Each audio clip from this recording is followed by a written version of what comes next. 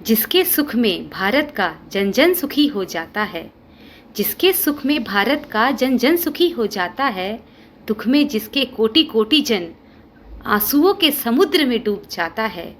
जीवन चरित्र है इतना अद्भुत कि बार बार सुनकर भी और सुनने को जी चाहता है।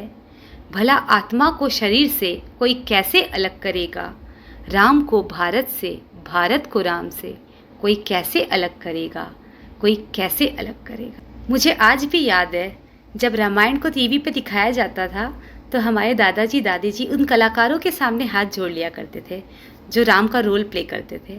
तो हम अपने दादाजी को कहते थे कि बाबूजी ये भगवान राम नहीं है, ये तो सिर्फ उनकी एक्टिंग कर रहे हैं। आज समझ में आया ये बात तो उनको भी पता थी, पर ये उनका श्रद्धा, उनकी भक्ति भाव था जिसे तर्क वितर्क से नहीं जीता जा सकता। इसलिए मैंने लिखा है, हमारे पूर्वज तो उन कलाकारों के सामने भी नतमस्तक हो जाते थे, हमारे पूर्वज तो उन कलाकारों के सामने भी नतमस्तक हो जाते थे।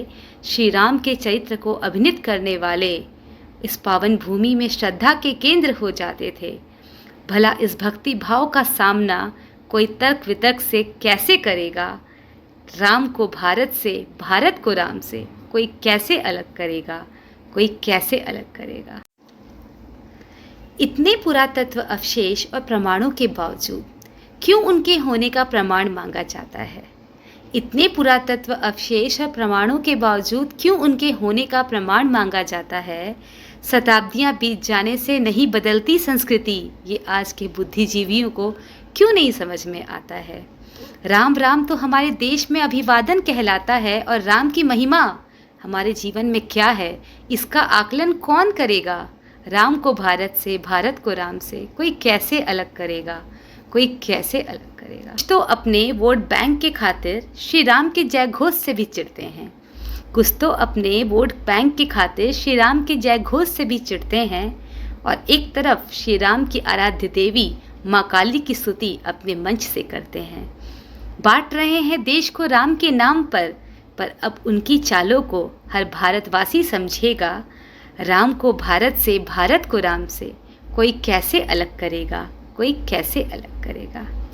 क्या फ़र्क पड़ता है राम सिख है, ईसाई है, हिंदू है या मुसलमान है? क्या फ़र्क पड़ता है राम सिख है, ईसाई है, हिंदू है या मुसलमान है? राम मात्र एक नाम नहीं, हमारी संस्कृति की पहचान है, हमारे पूर्वजों की शान है, हम सब के जीवन का आधार है, हम सब भारतवासी के कंठहार है। सच्ची निष्ठा से अपना कर्तव्य पालन करने वाले हर हिंदुस्तानी में राम है। सफलता की ऊंचाइयों पर पहुंचकर भी जो विनम्रता को न त्यागे, हर उस प्राणी में राम है। नाकाम होगा ये षड्यंत्र सारा, नाकाम होगा ये षड्यंत्र सारा, जब हर धर्म का व्यक्ति अयोध्या के राम मंदिर में अपनी श्रद्धा के ईंट धरेगा। राम को भारत से, भारत को राम से कोई कैसे अलग करेगा, कोई कैसे अलग करेगा। नमस्कार दोस्तों, अभी अभी हमने हनुमान जयंती मनाई और हनुमान जयंती के अवसर पर अगर हम प्रभु श्री राम का स्मरण करते हैं तो हनुमान जी की कृपा तो हमें सहज ही प्राप्त हो सकती है। रिश्ता ही ऐसा है प्रभु श्री राम और हनुमान का। और मैंने तो अभी अभी कविता की दुनिया में कलम भी ठीक से पकड़ना नहीं सीखा, तो उनकी महिमा का गुणगान का साहस तो मैं नहीं कर सकती, पर हाँ, मैंने एक तुच्छ सी कोशिश की है प्रभु श्री राम और हमारी इस पावन धरती भारत के बीच के संबंध को दर्शाने की। अगर आपको मेरा ये प्रयास ज़रा भी भाया हो तो मेरी इस कविता को ज़्यादा से ज़्यादा शेयर कीजिएगा, और मुझसे अगर कोई गलती हो गई हो तो मुझे प्लीज़ कमेंट करके ज़रूर बताइएगा ताकि मैं अपनी गलतियों में सुधार कर सकूं। तब तक के लिए सावधान रहिए, सतर्क रहिए और खुश रहिए। नमस्कार, जय हिंद।